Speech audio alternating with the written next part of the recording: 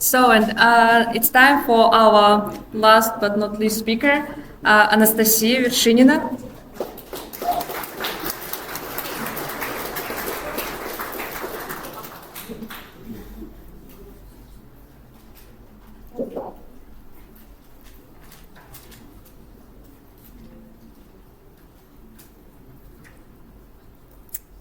Okay.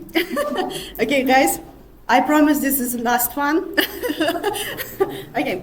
Hi, my name is Nice, and today my last talk about can I run the whole QA process?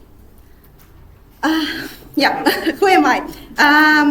I work as QA engineer actually almost 6 years now. I have like a little anniversary here, and I worked in companies like TOEFL, Practical AI, and Unidata, and my focus in my work is automation, test strategy, and using AI in quality assurance. Okay, and let's go. So my talk is actually a little research about how modern AI tools can actually work with us as QA engineers. And my hypothesis was that modern AI tools can automate up to 50 to 70% of repetitive QA works. And guess what? I hate QA repetitive works, I guess all of you. And as for now, I think that full end-to-end replacement of QA engineers is still out of reach. Okay, what's in program today? First of all, we will talk a little about the promises of AI in software testing. Secondly, we will compare two AI modern tools. And third, we will talk about the changing role of test management system. Okay. What AI promises in software testing according to their marketing? Yeah, first of all, let's keep in mind. So first of all AI tools, I would say mostly based on connection from your some wiki if you have on the project, or with your Jira, or with your some Confluence, etc., etc.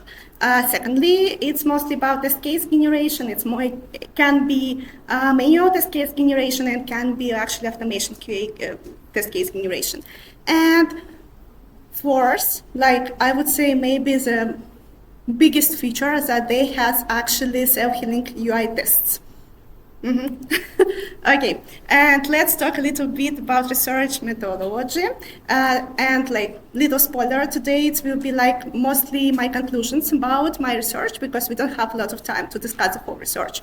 And what did I do? Okay, I had one task for two tools. The first one called Mabel. Maybe someone used it.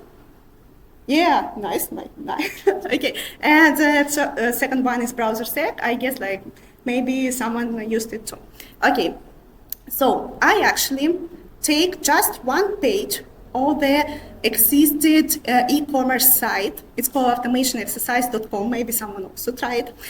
So yeah, and I just take one feature from this, describe this feature for the real business analyst. Of course, with ChatGPT, but in common, no offense. Okay, and I put this feature to both of these tools and compare the results. And here we will see the criteria of research. The first one, AI test case generation, how good what is the reliance of these test cases, automation output, of course, assertion depth in automation and in test case and in manual test case generation, cross platforms. For example, can I use these AI tools for automation, native applications, and for automation web applications in one time, for example. And ease of use, because I don't really like the hard interfaces. So yeah, I'm Zoomer. I'm sorry.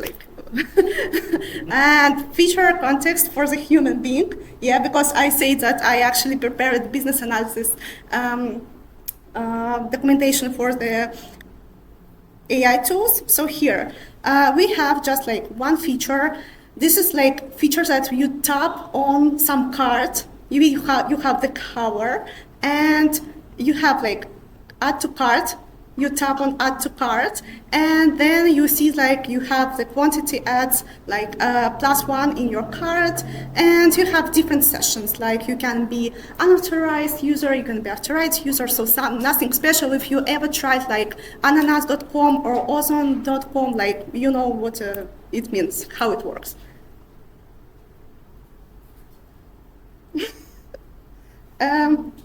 Yeah, there should be like a GIF there. Okay. Unfortunately, there is no GIF for some reason. So yeah, first of all, let's take a look on the browser stack test case generation.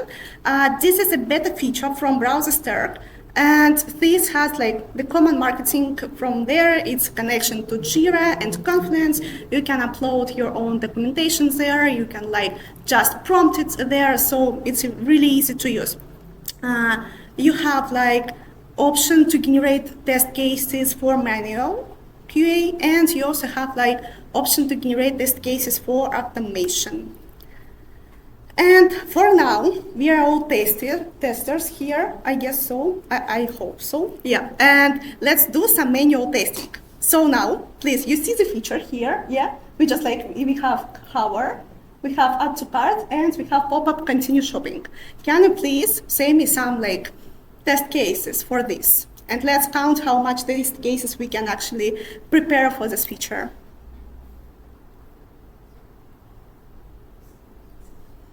Please provide one. Okay, let's just pretend that you know all about the system, like nothing special. You just need to test the pop-up. Like for example, you can tap twice there, yeah, something like the basic test cases. Any ideas? Okay, first one. You can just randomly say, yo, you don't need to, yeah. Okay. Nice, nice. Third one. Okay, just three. Okay. Let's take some like fortunes here. And how much do you think Browser Stack actually generated for this little feature? How much test cases he generated?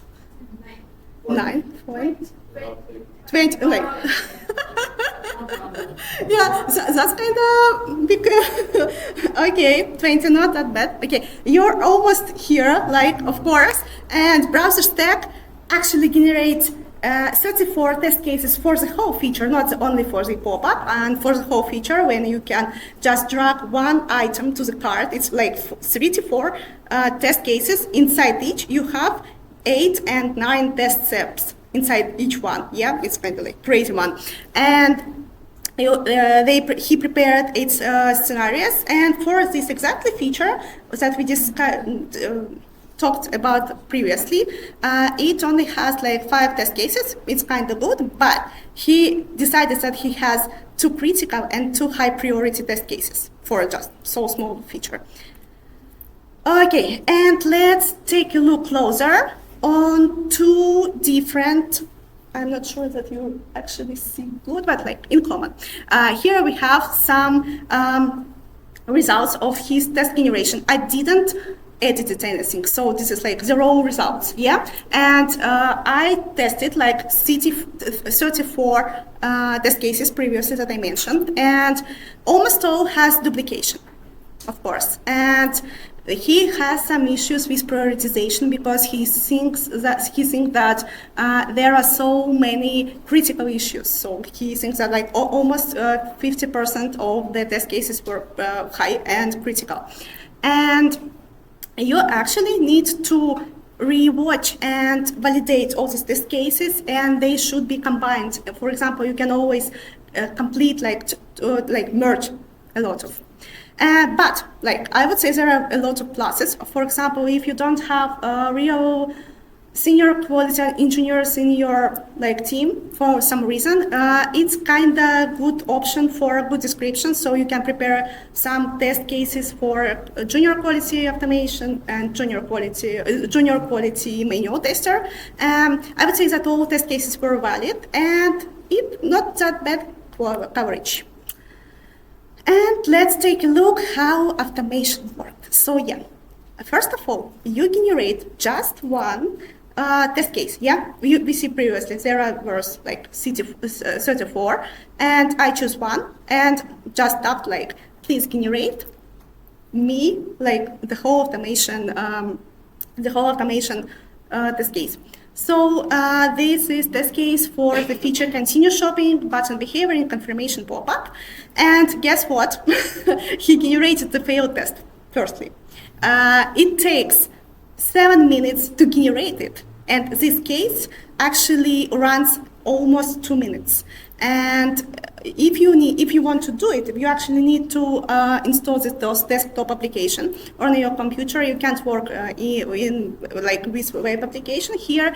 And guess what? There is no debugger in this desktop application. So I searched for almost maybe an hour to find what was the reason why it failed every time. Then I fixed it, like of course, but in common, not really nice experience.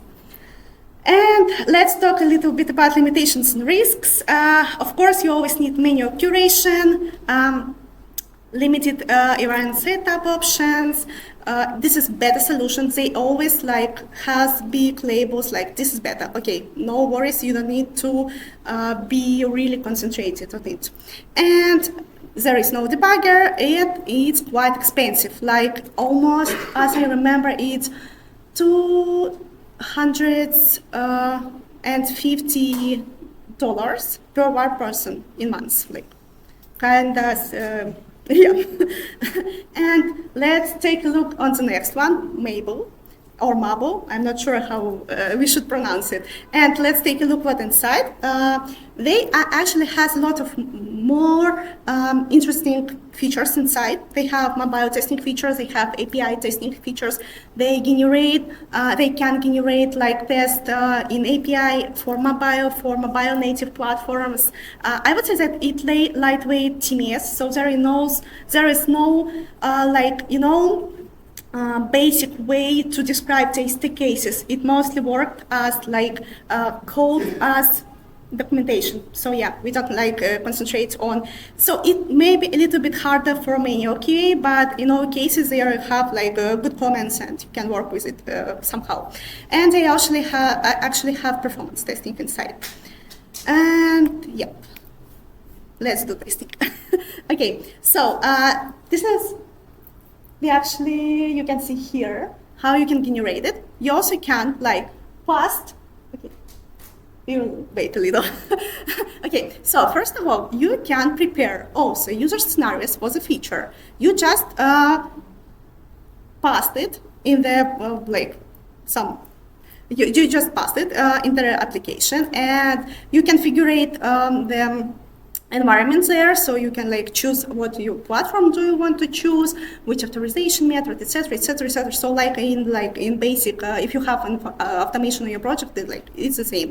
So yeah, and then you don't need do nothing. It just works by themselves. So yeah, you see here they have syncing mode. And it works not like the browser stack, because browser stack works something like you send the request there, he syncs for some time. He doesn't work like the ChatGPT. If you have start the chat and you see you give some new prompts every time, and browser stack doesn't work like this. But Mabel is actually does. So he prepared some task for himself. He thinks, okay, I did this task, then I think that I need to do this task. And it also works on your input, on your user scenarios. And let's take a look closer. This is also the same test case, continue shopping button behavior information pop-up. And it has debugger. It's also a desktop application because you need desktop application for test automation. And there has a really interesting configuration manager. You can configure almost everything that you want to configure. You can configure assertions, you can configure your environment, you can configure authentication, API request, you can switch some request to API level, so there are a lot of options how you can work with it. And I would say that it's low code and no code solution, but I would say that you need some little experience with code automation to work with it. And yeah, limitations and risk. It kind of limited as classic TMS. You also have test runs and test runs there, but you can't actually you can't actually work like with alert stops or something like this. This doesn't work like this. It struggles with complex cases. Of course, if you ask him to automate the whole page, like to automate the whole feature, it will be really stuck, and he created you end-to-end tests that will last for 3 hours. It's like not the best solution, I would say. And there is no test documentation generator. And here we will see some comparison between BrowserStack and Maple. Yeah, and let's take a look. It's like mostly my opinion here. You don't need to follow this opinion, but in common. I would say that ease of use is like the same, but as for me, the UX from Maple is more intuitive than from BrowserStack. Cross-platform support.